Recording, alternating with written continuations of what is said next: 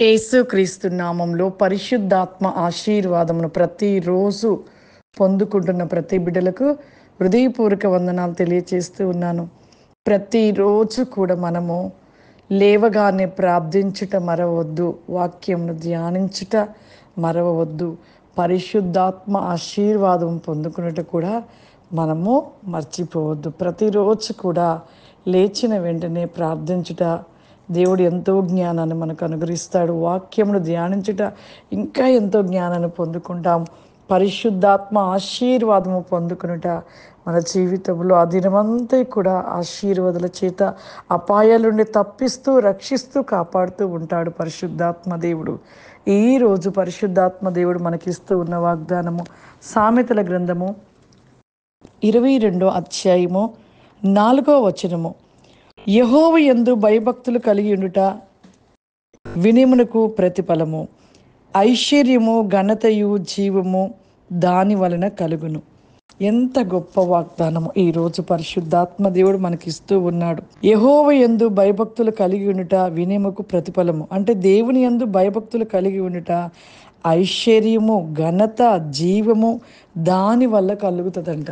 నిజమే, దేవుని యందు భయము భక్తి కలిగి ఉంటే మన జీవితంలో అన్నీ పొందుకుంటాము, ఘనత పొందుకుంటాము. ఇంకా అన్ని విషయాలలో కూడా దేవుడు మనకి ప్రతి విషయంలో కూడా మరి ఆశీర్వాదకరంగా అన్ని ఆశీర్వాదాలు మన దేవుడు అనుగ్రహిస్తాడు. మరి నిజముగా మనము భయభక్తులు కలిగి ఉంటున్నామా?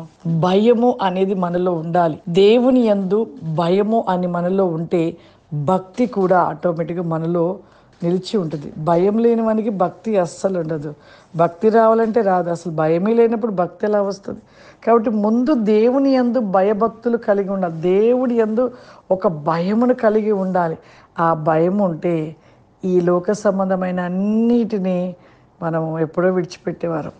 చూడండి, మందిరంలోకి వస్తాము, సేవకుడు చెప్పిన వాక్యాన్ని వింటారు, అక్కడితో ఆ వాక్యాన్ని మందిరం బయటికి రాగానే విడిచిపెడతారు.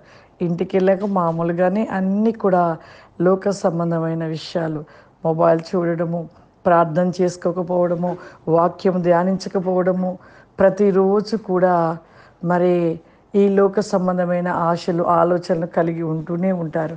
ఇవన్నీ విడిచిపెట్టమని ఎన్నిమార్లు చెప్పినను కూడా వీటిని విడిచిపెట్టలేని వారిగా ఉంటూ, భయభక్తులు లేని వారిగా ఉంటూ ఐశ్వర్యము ఘనత జీవము.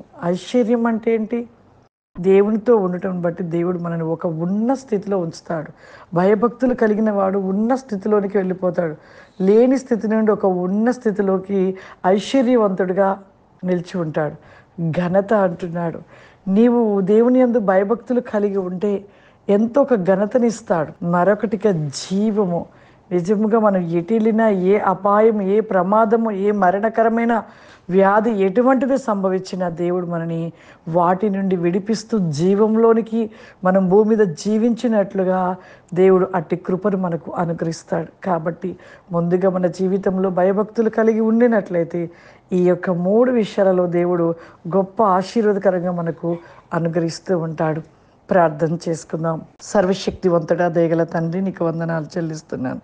నిజమే ప్రభా, భయభక్తులు కలిగి ఉండుట ఐశ్వర్యము ఘనత జీవము కలిగించబడుతూ మాకు ఇవ్వబడుచున్న ఆశీర్వాద కృపని కోసమని ప్రభా మాకు మీరు అనుగ్రహిస్తానని సెలవిస్తున్న దేవానికి స్తోత్రములు.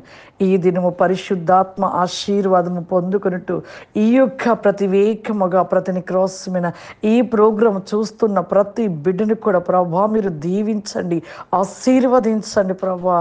వారి జీవితంలో దినము కూడా నాయన నీ యందు భయభక్తులు కలిగి ఉండుటకు ప్రభా నీ యొక్క ప్రతిని క్రాస్మిన్ I can సోబ్లి Castle by కెనిక్ of అవరిమా నీ కృపను దయచేయమని అడుగుచున్నానయ్యా. మీరు ఆశీర్వదించండి తండ్రి. ఏ కొదువ చేత ఉన్నారు ప్రభా, ఏ అనారోగ్యము చేత ఉంటున్నారు ప్రభా, ఇప్పుడే మీరు ముట్టమని అడుగుచున్నాను ప్రభా. ఆ కొదువ నుండి ప్రతి వేకమైన సమృద్ధిని దయచేయమని అడుగుచున్నాను పరిశుద్ధాత్మదేవ.